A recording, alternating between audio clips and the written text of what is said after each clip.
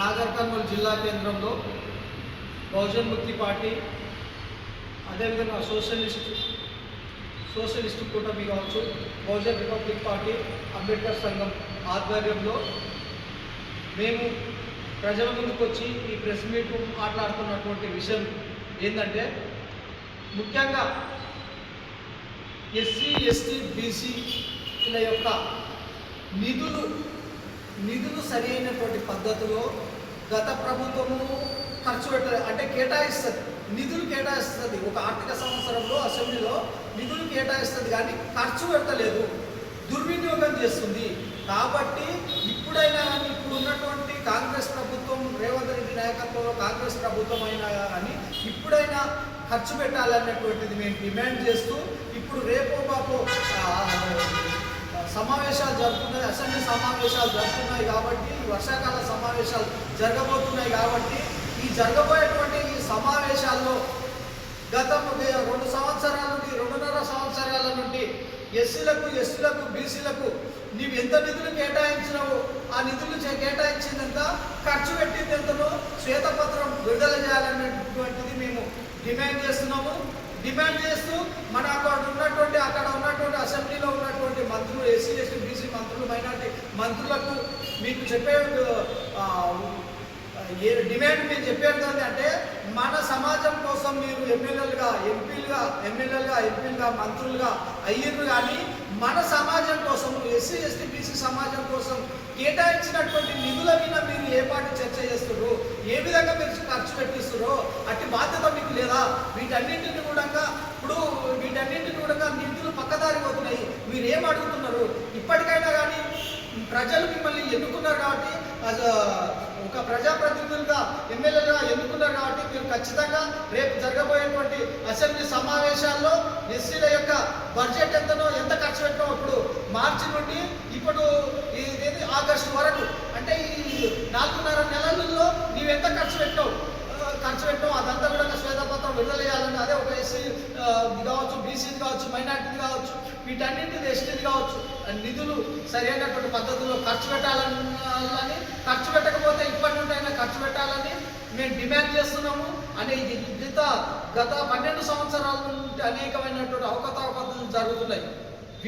దీన్ని దృష్టిలో పెట్టుకొని ఆగస్టు 23 తారీఖు నాడు నాగర్ కర్నూలు జిల్లా కేంద్రంలో ఎస్సీ ఎస్టీ బీసీ మైనార్టీలను అందరినీ కలుపుకొని ఒక మీటింగ్ పెడుతున్నాము.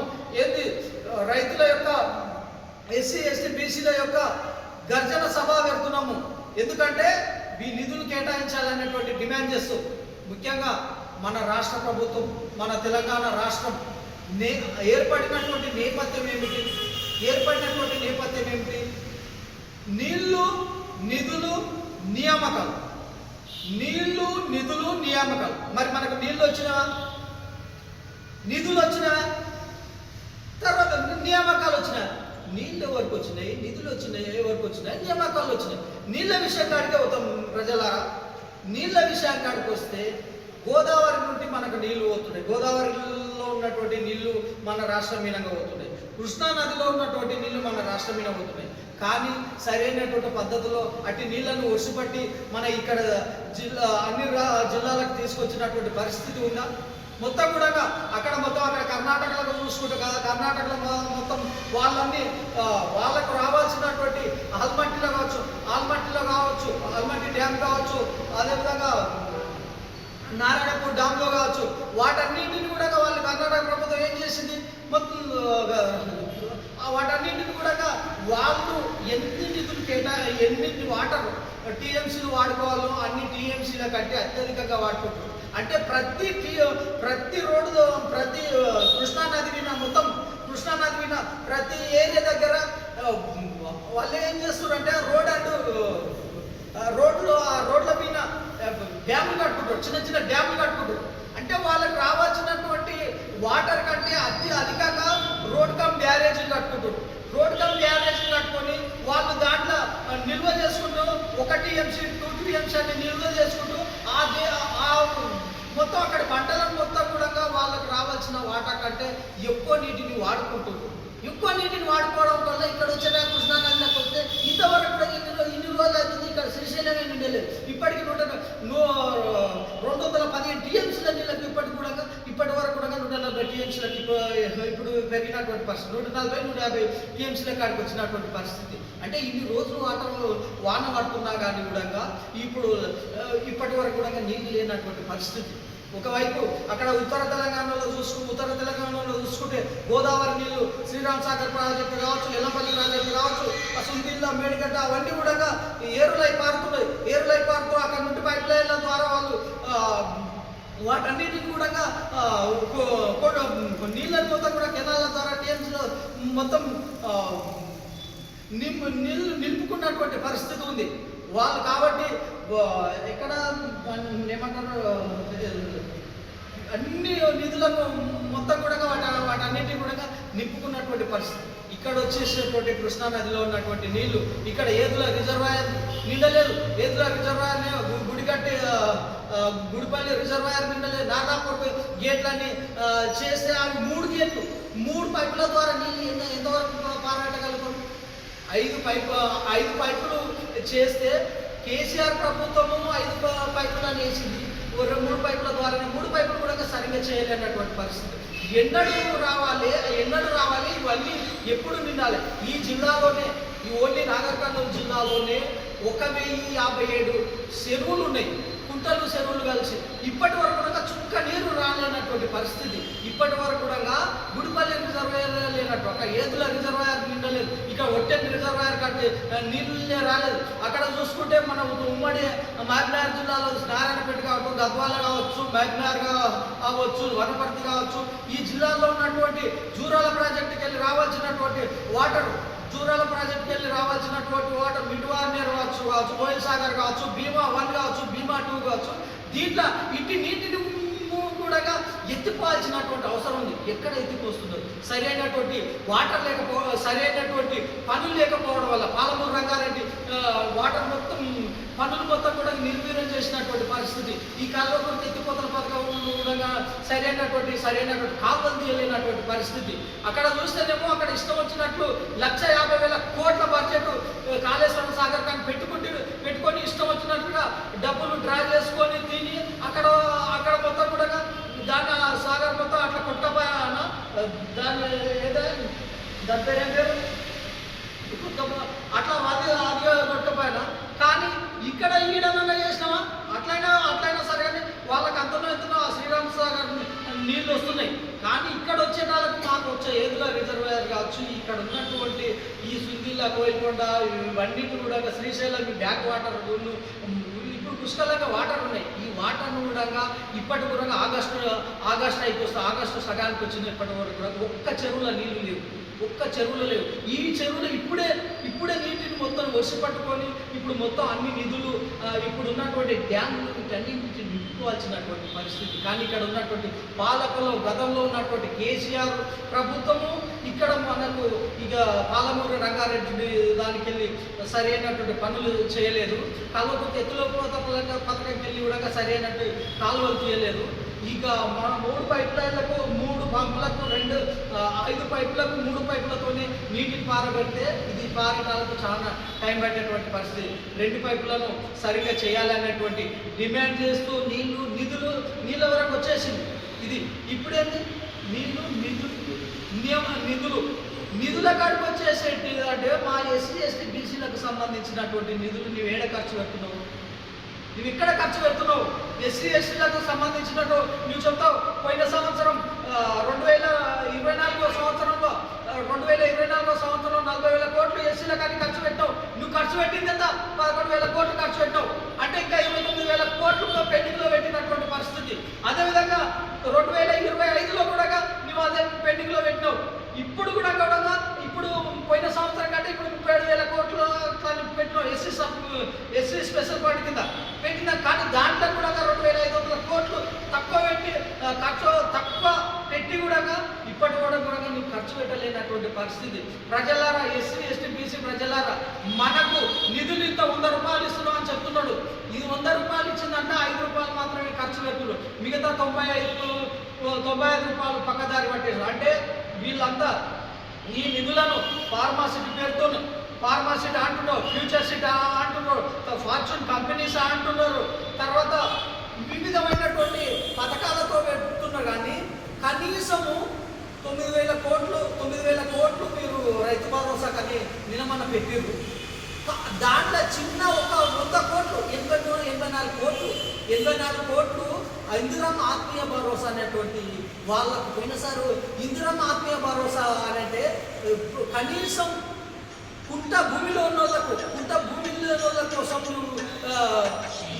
ఇయ్యలేనటువంటి పరిస్థితి, కూలీలో నోటికాడు కుక్క కొట్టినటువంటి పరిస్థితి. ఇదేనా నువ్వు చేసేటువంటి మా పేద ప్రజల మీద ఉన్నటువంటి ప్రేమ అభిమానం అనేది? ఇదేనా ప్రజారాజ్యం? ఇదేనా ప్రజా పరిపాలన?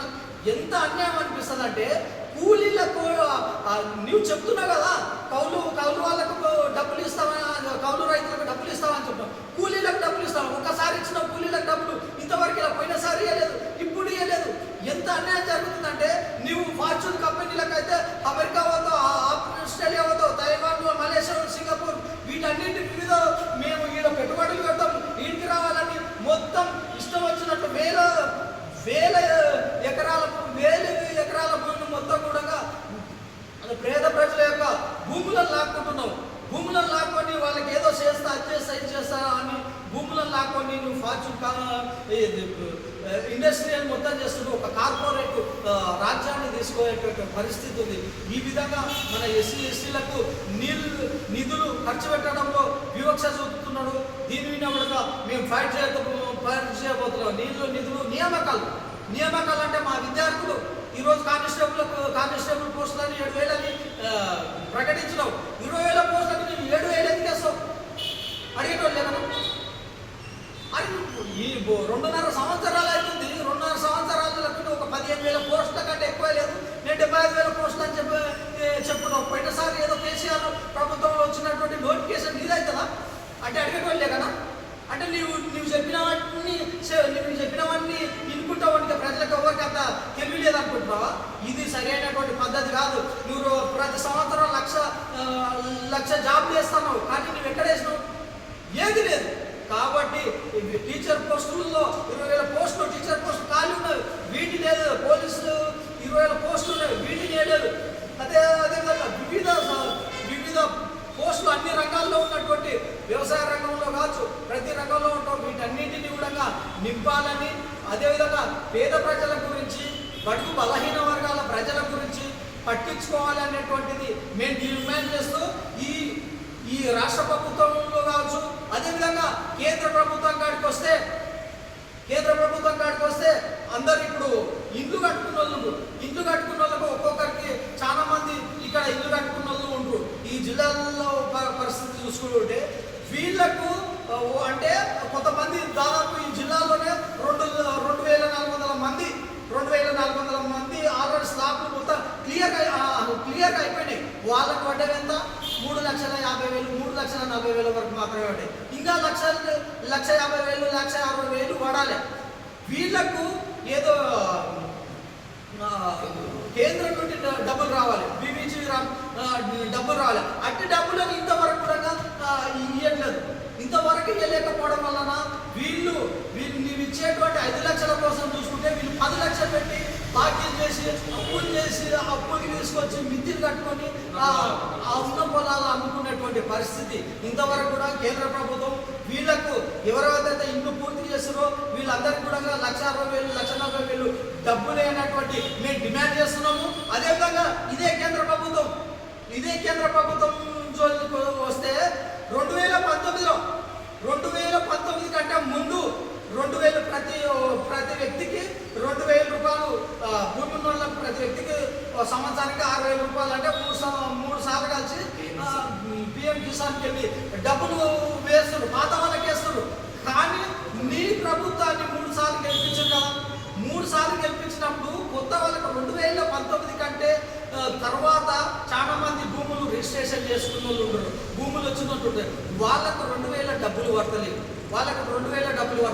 వీళ్ళకు కూడా మొన్న కూడా 3,50,000 కోట్ల బడ్జెట్ను 2031 వరకు రెన్యువల్ చేసినామని చెప్పుకుంటున్నావు కదా. మరి పాతదాన్ని మరి ఇప్పుడు నిలబడిన నీకు ఓట్లు వేసిన వాళ్ళని ఎందుకు రెన్యువల్ చేస్తలేవు? వీళ్ళని కూడా కొత్తగా అప్లికేషన్స్ తీసుకొని వీళ్ళకు కూడా పిఎం కిసాన్ సమ్మాన్ నిధులు అనేది ఉంది, వీళ్ళకు కూడా కొత్తగా నిధులు మళ్ళీ అప్డేట్ చేసుకుంటూ వీళ్ళకు విద్యను కార్పొరేట్ సంస్థలుగా తయారు చేస్తున్నారు. వీటన్నింటినీ వివిధమైనటువంటి సమస్యల మీద మేము ప్రోగ్రాం పెట్టబోతున్నాము. కాబట్టి వీటన్నింటిని కూడా ప్రజలు గమనంలో ఉంచుకొని మేము చేసేటువంటి ప్రోగ్రాంకు మీరు అందరూ సపోర్ట్ చేయాలని కోరుకుంటే ముగిస్తాము. జై భీమ్.